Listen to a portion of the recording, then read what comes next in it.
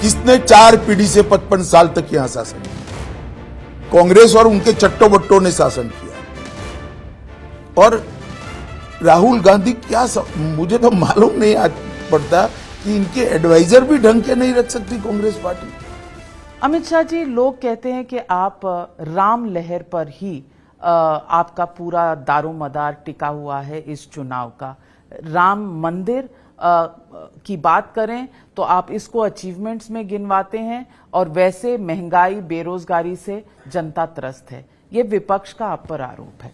देखिए, विपक्ष का काम आरोप लगाना है। मैं उनको पूछना चाहता हूं, इतने साल सरकार चलाई, कब 10 लाख करोड़ का इंफ्रास्ट्रक्चर का बजट हुआ है?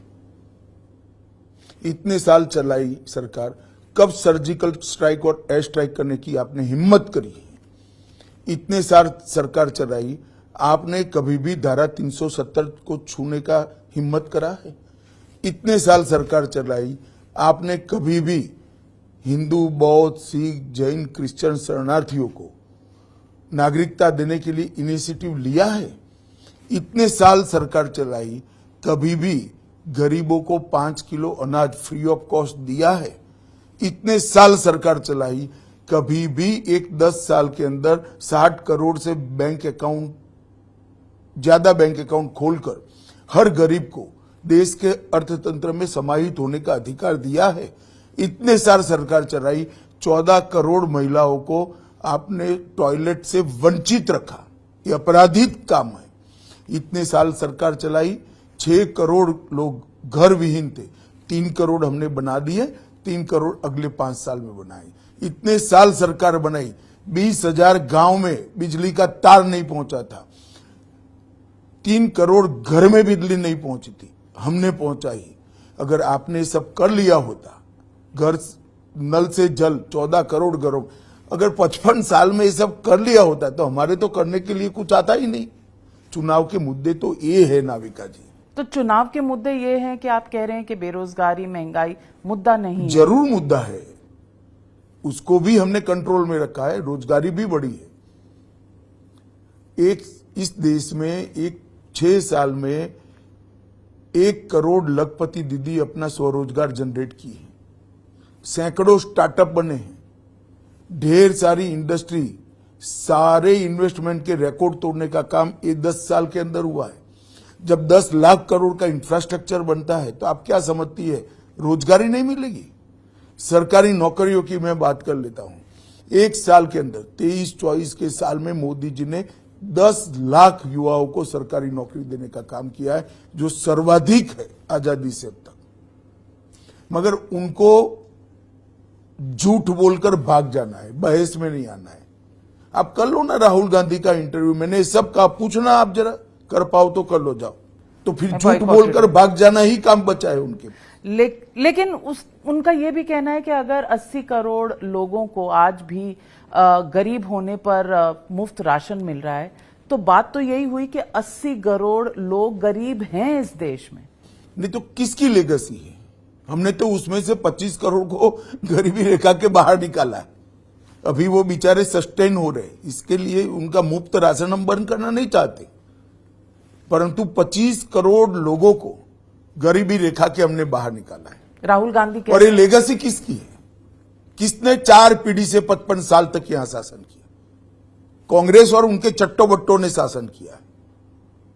और राहुल गांधी मुझे तो मालूम नहीं आज पड़ता कि इनके एडवाइजर भी ढंग के नहीं रख सकती कांग्रेस पार्टी। कांग्रेस पार्टी सालों से इनके अध्यक्ष एडवाइजरों से चले। आपने सैम पिट्रोडा का मुद्दा भी उठा लिया, इनहेरिटेंस टैक्स का, जबकि वो मालूम नहीं सैम पित्रोडा जी आइवरी टावर में जीते, ना उनको भारत की देश की ग्राउंड रियलिटी मालूम है, ना हमारे लोगों की रिक्वायरमेंट मालूम है। अच्छे व्यक्ति है, परंतु आइवरी टावर में जीते। वो जहां जीते हैं, रहते हैं, वो देश की। आप मानते हैं अच्छे व्यक्ति हैं? मैं तो मानता हूं, हर व्यक्ति अच्छा होता है, कुछ न कुछ तो अच्छा होता ही है। राहुल गांधी भी? सब में कुछ न कुछ अच्छा होता है, आप में भी होगा। वो तो देखने का नजरिया चाहिए। तो राहुल गांधी में क्या अच्छा लगता है आपको? मेरा काम नहीं, उनकी माता जी का काम है अच्छा ही देखना। राहुल गांधी कह रहे हैं कि महिलाओं के अकाउंट में 1 लाख रुपए हर साल आएंगे, खटाखट खटाखट देखिए खटाखट। देखिए नाविका जी, इस आधार पर निर्णय मत करना वोट देने का। इंदिरा जी कहकर गई थी हम गरीबी हटाएंगे, गरीबी हटाने का काम इतने सालों के बाद मोदी जी कर रहे हैं। इन लोगों को, इनका एक सूत्र है पूरे परिवार का, झूठ बोलो, बार बार बोलो, सार्वजनिक रूप से बोलो, और फिर न सुने तो बड़े आवाज से बोलो। ये 4 सूत्रों के आधार पर 4 पीढ़ी चलाई है इन्होंने। लेकिन ये जो वेल्थ रीडिस्ट्रीब्यूशन है कि मंगलसूत्र छिन जाएंगे, घुसपैठियों को दे दिया जाएगा, क्या ये सही था इंटरप्रिटेशन जो किया गया? बिल्कुल सही है। मैं आपको बताता हूं, मनमोहन सिंह जी ने कहा है या नहीं कहा है कि इस देश के संसाधन पर माइनॉरिटी और उसमें भी विशेष कर मुसलमानों का अधिकार है। लेकिन उससे पहले वाले वाक्य में उन्होंने शेड्यूल कास्ट, शेड्यूल ट्राइब्स वो ठीक है, मगर बाद में तो प्रायोरिटी तय कर दी। ये सब तो बेचारे द्वितीय कक्षा की प्रायोरिटी में चले गए, schedule caste, schedule tribe, OBC. आपने तो माइनॉरिटी और उसमें भी मुसलमान, सिख जैन नहीं, बौद्ध नहीं, मुसलमान, क्योंकि वोट बैंक है। चलिए, तो फिर सवाल ये पूछते हैं कि आपके मैनिफेस्टो में यूसीसी है, एक वन नेशन वन पोल है, लेकिन इस बार एनआरसी नहीं है, कोई खास वजह? पहले मैं बता देता हूं, वन नेशन वन पोल ये बहुत महत्वपूर्ण सुधार होने वाला इस देश की चुनाव प्रक्रिया में।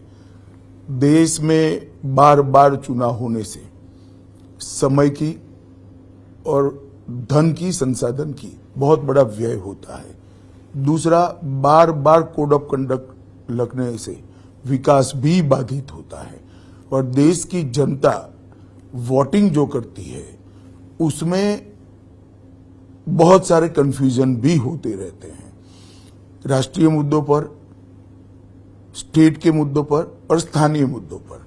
वोटिंग का एक ही समय तय होना चाहिए, और देश की जनता ने कई बार इसका क्षीर किया है। ऊपर अलग लोगों को वोट दिया है, नीचे अलग, आज भी होता है जहां साथ में चुनाव होते हैं।